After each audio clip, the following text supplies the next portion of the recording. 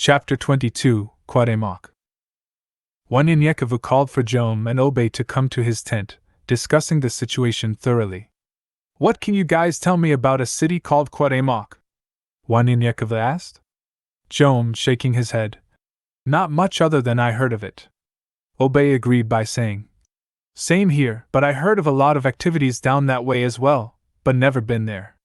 One Inyekevu stood there looking at the city's map. "Check around the entire camp and see what people know of this place, and get with me in the morning, during Umkumbi, with the rest of the warriors." Jom and Obe said, "Will do." One Inyekevu stood there looking at a map, trying to figure out why his people were there, of all places. Early during Umkumbi, his 9 top council, Raphael's son, Jamie, and an additional 8 warriors, Maliha, Abba, Avani, Shana, Tiago, Hannah, Kenji, and Nunothat, whom Jom found out that they had been there at least once. They all sat down to see what they could find out about the city of Quadamok. Shana said, "As a prostitute, myself, Avani, Abba, and Malia were sent there from time to satisfy the men there. But as far as what goes on in those parts, we do not know. The men never spoke to any of us about their work there. Actually, they never asked us anything. They usually just gave us commands." Nervously and afraid, Avani walked forward and fell to her knees, crying, "I have been selling my body since I was 12 years old, and I..." So overwhelmed she could not speak. One Inyekevu stood up and approached her, hugged her, took her hands and looked her in the eyes. "My dear sweet sister, know this, Sabaoth is not ashamed of what you were, either should you, for it was not your own free will, but they forced it upon you. He is proud of who you are now. Remember this, the evil one prevents us from moving forward in our lives because of our past. You are the most precious thing in Sabaoth's eyesight, a woman, a deliverer of life. Without women, there cannot be men. Go and live your life without shame and teach others, who have been through the same thing, that they too can live a life with Sabaoth. If you desire to be married, tell that man your past, what Sabaoth rescued you from. If he accepts it, marry that man. If he cannot, dust the dust from your shoes and continue, for he too still has problems of his own. He who loves Sabaoth will forgive you as Sabaoth forgave him. Give that man your all, and you'll never be ashamed again. For even Sabaoth says there is no large sin, no small sin. Sin is sin." One Inyekevu hugged all the women as they all began to cry and walked out of the tent. Returning to his seat, everyone in the tent was crying. One Inyekevu, wiping tears from his eyes. Okay, stop it. You 4. Trying to keep his composure. "Is there anything you can tell us about this city?" Tiago, Hannah, Kenji, and Nuno stood there for a moment, and Nuno came forward. "All of us except for Kenji work in the incinerator. I worked in another city, just south of there for 2 years. One day a friend of mine named Celso accidentally got stuck by some kind of needle. When it was told to the supervisor, he was never seen again. I asked about his whereabouts and was sent here the same day."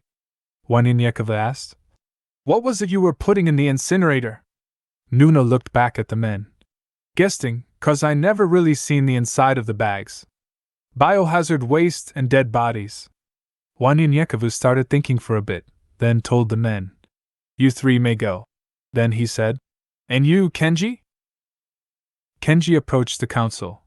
"For years me and my family worked as slaves, my grandparents, my parents, and even my brothers and sisters.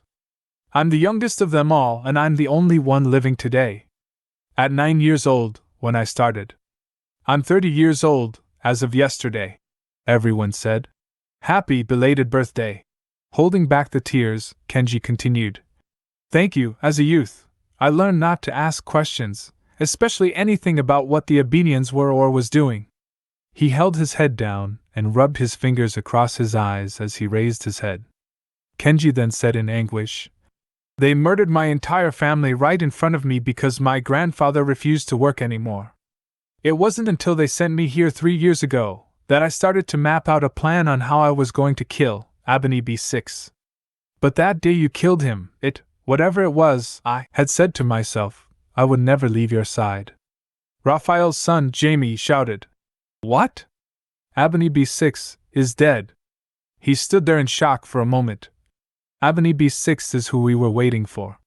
He's the one over the operations in Laguna de Bustillos. A vicious and cold-hearted Abenian that I have ever seen, and you mean to tell me you killed him? Wanyanyekevu pointed at his counsel. We killed it. Jamie got on his knees. I am forever in your debt, for I am sure me and my family would have been dead today if you hadn't killed him. Wanyanyekevu said. It. Jamie scratched his head, and Wanyanyekevu said, You will learn what it is in due time. Wanyanyekevu stood up, approached Kenji and Jamie, and hugged them, saying, And that's exactly what you two shall be, but even more, you shall be a friend and a dear friend at that. For you will be with me without being with me, my 007, my equalizers if you will. Wanyanyekevu looked at Kenji and asked, What is your gift with which Sabaoth has blessed you? Kenji said, Self-healing. Wanyanyekevu turned to Jamie. Jamie, we'll have to wait for your gift and enlightenment, but according to these logs and the people, there was supposed to be a shipment of new slaves a few months ago. No one showed up. No sign of another ship, even coming to this location, which makes me feel as if he was doing something behind the rest of their backs. Jamie interrupted. Abeni B6 operation at Laguna de Bustillos is continuous, whether or not he comes. Because of the heroin, cocaine, methamphetamine, and marijuana merger that he, Alpha Quebec 1, and Oedipus have together. Wanyanyekevu said. There goes those names again, AQ1 and Oedipus. Why, am I not surprised? Okay then, Wanyanyekevu said. After the surveillance of Cuauhtémoc and until you two get trained. He took a deep breath. As a matter of fact, Obe and myself will train you too. I need to send you both to El Paso. I need to know if they were running a renegade outfit, or were they trying to fulfill some kind of mission. Tell no one and report to no one, but one of us here in this room. Wanyanyekevu then said, Kenji, please continue. Kenji continued. Well, as a child, my job was cleaning up, and in my teenage years I too worked the incinerator, and by 20, I was withdrawing blood from new slaves as they looked for the oldest DNA mutated strain to learn how to eradicate it. They were looking for ways to erase your race by using biological warfare that would only destroy your people's DNA strain. But there are at least 3 more levels that go down in that place. I do not know what they are doing on those levels. Jamie interrupted. Researching and testing synthetic drugs. Kenji kneels and starts drawing on the floor as he continues. It's built much like a box or rectangle about 30 yards by 130 yards. This is inside the lake called Laguna de Bustillos. You have one small 2-story building here, and there's a communication tower and another tower on the east side that controls the large doors that open up when the ship arrives. The ship rotates at 0 to 180 degrees back to 0, then it does a 360-degree turn, but when it unloads, it sits hovering over the lake, and it does a 260-degree turns, and a light beam empties the bodies. They are alive, you can see them moving, but they are wrapped in some kind of gel. Wanyanyekevu stood there listening, then suddenly stared off into space and stood up. Kenji, you, Jamie, and Obe discussed the matter in detail. I have something heavy on my heart. Our training will start first thing in the morning. Wanyanyekevu reached for the intercom, and with great pain, shouted, I am Ikumbi. The entire camp came running. He walked outside and stood on top of one of the small buildings, speaking into the microphone. Forgive me. I have forgotten your pain, my fellow warriors, and you are not just warriors, you are my brothers and sisters. If you know that your loved ones are alive or think that they are alive, please go and find them. If you find peace and want to stay, by all means, stay and tell of Sabaoth goodness. But know this, you are all welcome back with open arms. But those that return with you must serve Sabaoth to stay here. Many of the people started talking amongst themselves. Wanyanyekevu continued. How many of you would like to go see if your family is still living? 47 had raised their hands. Go now, but I'm afraid you must go afoot because we do not have enough resources for each man to have a horse. But go and find out, and if they return with you, so be it. If they do not and you want to stay, you shall stay, but if you return, please return with seeds, livestock, and things that will help us grow. Go in groups and stay in groups until it's time to part ways. Wanyan-Yekava jumped off the building and returned to his tent for the rest of the day. Early the following day, after training with Kenji and Jamie, a group of 8 people headed west, followed by a group of 12 headed north. By noon, a party of 13 headed east before the last group prepared to head south. Wanyan-Yekava stopped them. Aldhib and his wife Joy, along with 7 more, shall accompany you to see about this city of Quadamok. With strict orders, he told Aldhib, Joy, and their crew, stay in the shadows and watch and observe. However, everyone must carry their communication devices, but no communication between you, except in an emergency. Return within a week or 2 with a report. You need at least 1 speedster. Axel raised her hand. Okay, because if one of those spaceships arrives, I want to be there. As they all left, there stood Wanyan-Yekava with Jom and Negligence. Negligence said, Okay, everyone has at least a week's worth of ration. That leaves us with 45 men and women and about 2 weeks' worth of food for us, but we got the lake filled with fish. Sabaoth is able. Wanyan-Yekava smiled. Sabaoth is able. Listening to Negligence speak, Wanyan-Yekava said, Hold on, don't you have something for me? Negligence smiled. As a matter of fact, I do. Clearing his throat, Negligence smiled. I first came across, in the Song of Solomon, chapter 1 verse 5, as he opened the Torah. And it says, I am black but lovely, O daughters of Jerusalem, like the tents of Kedar, like the curtains of Solomon. Do not stare at me because I am black, for the sun has burned me. My mother's sons were angry with me, they made me caretaker of the vineyards, but I have not taken care of my own vineyard. So, this is King David and Bathsheba's son. So, when it said my mother's sons were angry with me, I concluded that King David and his ancestors were also black. Smiling, Negligence said, You see?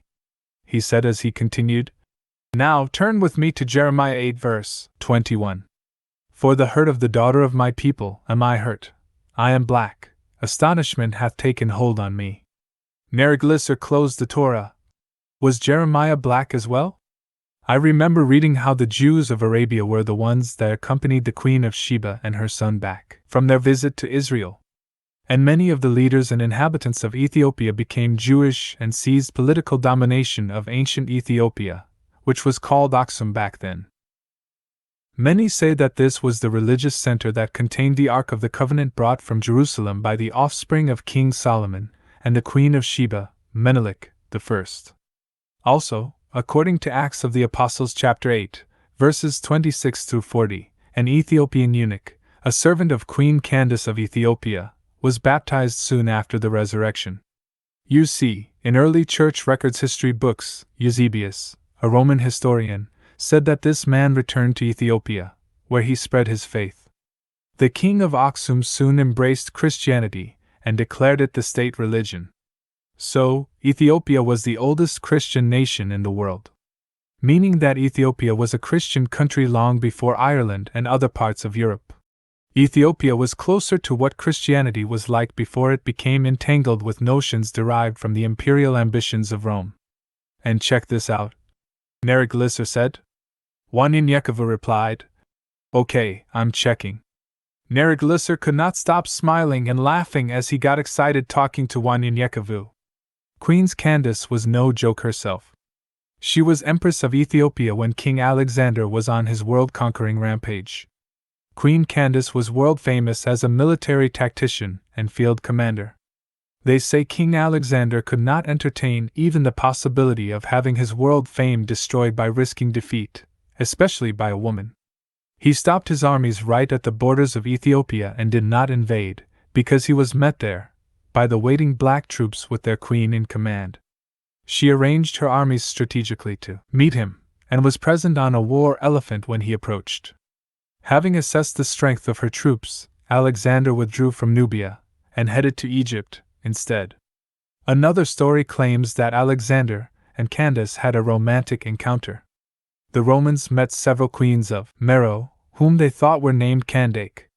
They did not realize that Candace was simply the Meroitic title meaning queen or mother of the crown prince.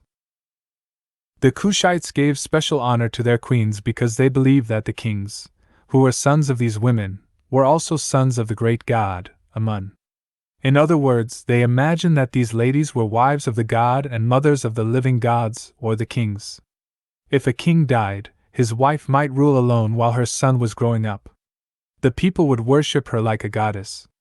When the Romans went to war against Cush, they reported that the Cushite army was led by a Candace who was a massive, powerful woman, covered with jewels and elaborate robes and blind in one eye. Neriglissar was silent for a moment, as his mind raced. Check this out. Did you know that when Jerusalem and Judea were left desolate, most people were either killed, held in captivity, or were refugees fleeing in different groups to remote lands as far as South Africa? All that remained in Israel was the defiant little garrison atop the mount at Masada, a fortress complex south of the Dead Sea built by Herod the Great. In the end, the entire Jewish nation was scattered throughout the earth. They called this the Second Exile or Edom Exile. Even the Jewish leaders, an elite, were exiled, killed, or sold into slavery. They tried to make a comeback in 132 CE, under Bar Kokhba, rebelling against Hadrian. But 2 years later, Hadrian's army defeated the Jewish armies, and Jewish independence was lost. As their punishment, Hadrian changed the name of Jerusalem to Aelia Capitolina, turned it into a pagan city, and banned the Jews from living there. Hadrian renamed Judea and Samaria to Syria Palestina. Check this out, Neriglissar said. Wanyanyekova replied. I'm still checking, Neriglissar said. I'm trying to make a connection here. Wanyanyekova replied. Go ahead, I'm listening. Neriglissar rubbed his beard, thinking. There were many, and I mean many, great African nations, but there are at least 10 African kingdoms many don't know about. Well, I didn't know about. One was the Bornu. Pointing to the word, Wanyanyekova said. Bornu Empire. Neriglissar said. Okay, the Bornu Empire grew into the Kanem Empire, in northeastern Nigeria. At its height, it covered not only much of Chad, but also parts of southern Libya and eastern Niger, northeastern Nigeria, and northern Cameroon. By the late 11th century, this same kingdom became known as the Islamic Saifa. Pointing to the word, Wanyanyekova said. Saifawa or Saifawa dynasty. Neriglissar said. Saifawa or Saifawa dynasty, which was founded by Humai or Hammei ibn Salamna. The Saifawa dynasty ruled for 771 years, making it one of the longest-lasting dynasties in human history. Then there was the Saw civilization, which flourished in Middle Africa, and the Saw lived by the Shari River south of Lake Chad and territory that later became part of Cameroon and Chad. Saw were skilled workers in bronze, copper, and iron. Then there was the Shilluk Kingdom, the Bagirmi Kingdom, and the Wadai Empire, the Kingdom of Luba or the Luba Empire. In the Kingdom of Lunda and the Ajuran Empire, many of these tribes throughout Africa claimed Jewish ancestry. They observed Semitic traditions such as kosher-like dietary restrictions and slaughter practices, male circumcision, and strict rules against intermarriage. Many Semitic-sounding clan names were in Ghana, Nigeria, Mali, Uganda, Cameroon, South Africa, Zimbabwe, and even São Tomé, and other countries, as well. One that caught my eye was an African tribe called the Lemba, in South Africa. Now peep this. Wanyanyekova laughing. I'm peeping. Neriglissar was so engulfed in his words, and Wanyanyekova saw his glow and was excited as Neriglissar continued. We already spoke about this. I just wanted to confirm what you said. Did you know that the end of the slave trade was not the end of slavery? Before Wanyanyekova could answer, Neriglissar continued, but Wanyanyekova was proud of how Neriglissar was reacting and let him continue. Now, Britain has been considered the great liberator of enslaved African people after becoming the first to abolish the slave trade in 1807, and pressuring other countries to follow suit. Truth be told, Britain was the biggest exporter of Africans during the 18th century. For 200 years, Portugal had a monopoly on the export of Africans for enslavement. They estimate that during the 450 years of the transatlantic slave trade, Portugal transported over 4.5 million African captives, about 40% of the total.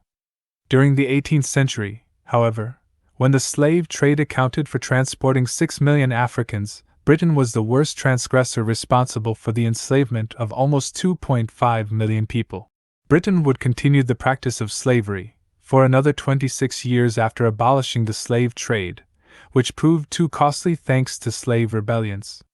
The United States also abolished the slave trade in 1807, but not slavery. Portugal followed suit in 1869, with its former colony Brazil abolishing it in 1888. The Mideast slave trade consisted of about 18.5 million deaths, and the toll of the Atlantic slave trade at 16 million. That amounts to 34.5 million deaths of one group of people. That does not include the deaths from the practice of slavery across the diaspora, which ended in Brazil around 1888, nor does it account for the centuries of colonialism across the continent. A scholar and historian named Dr. John Henrik Clarke placed the toll of African lives lost during the slave trade or the African Holocaust at about 150 million. Nariglisser repeated himself in anger. 150 million. I said all of that to say this: many slaves that were captured and spread all over the world were from places that the Jewish community moved to after both exiles, and I believe, if not all, most of them were the chosen people of Sabaoth. The 12 tribes of Israel. The original Jews. Wanyan Yakovich shook his head. Well said. Nariglisser having a funny look on his face, as he flipped through his tablet. I can't find the direct quote and not even sure if he said it or not, but I found articles and some documentaries that said that Adolf Hitler knew black Americans were truly the Jews of Israel. One article has Hitler saying, because the white Jews know the Negroes are the natural children of Israel. And to keep America's secret, the Jews would blackmail America. The Jews would extort America.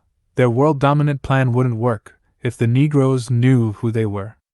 The white citizens of America will be terrified to know that they've been mistreating and discriminating and lynching the children of Israel all this time. They feared God will destroy them, as he destroyed Egypt, for doing the same thing. So, the Illuminati's elite keeps this a secret at all costs. But I found this in the Torah. Hold on. Placing his tablet between his legs and flipping through the notes, in the back of his Torah. Here it is. The book is The Nazis, World War II by Robert Edwin Herstein, pointing with his finger, as they guided across the tablet, reading. Hitler said, America has stolen the Jews of God. His Jewry. The Negroes. They are the true Hebrews. What a foolish move, and a direct challenge to God. And they plan on moving these false white Jews into the state of Israel. America is desperate in its attempt to win this war using atomic bombs on Japan. America will destroy the entire world in its attempt to conquer it. Now, follow me to the Torah. Turn with me to Revelations 3 verse 9. Behold, I will make those of the synagogue of Satan, who says that they are Jews and are not. Nariglisser took a deep breath. I've read about proud moments, sad moments in our history.